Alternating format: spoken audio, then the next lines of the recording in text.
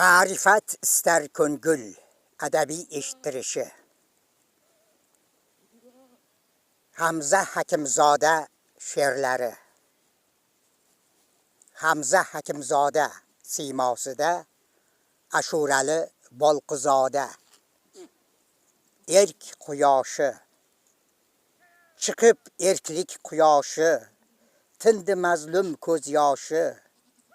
Kul bo'ldi toju taxtlar, yetim bo'ldi el boshi. Lenin bizning otamiz, endi kimdan qo'rqamiz? U bergan qurol bilan dushmanlarni otamiz. O'qi. Ko'zimizga ko'rinib turgan hamma asboblar hech biri bo'lmas edi, gar bo'lmasa zinhor o'quv. Yer ichida ko'milib yotgan hamma oltin kumush yuzaga chiqdi bori, bois anga axbor o'quv. Gar dilingda o'ylagan orzuga yetmoq istasang, qimmat umring qilmag'il behudaga bekor o'qi.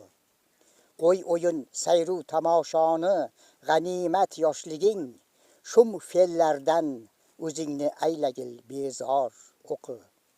Ey o'g'il, dunyoda bo'lmoq istasang oliy janob, o'qig'il maktab kelib, zinhor o'qi, ming bor o'qi.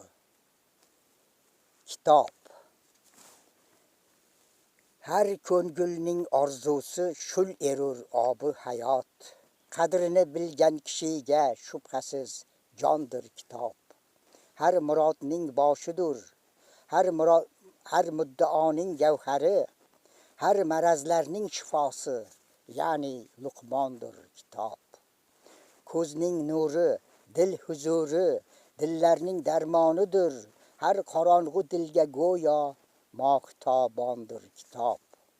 Har balodan asraguvchi, eng muhim qimmat yaroq, tiri vahshat xanjari, zillatga qalqondir kitob. Har kishi yoshlikda qilsa ozgina g'ayrat agar, tez zamonda oshno bo'lmog'i osondir kitob. Ma'rifat istar ko'ngil adabiy eshittirishida Hamza Hakimzoda she'rlari jarangladi. Hamza Hakimzoda siymosida, Ashurali Bolqizoda.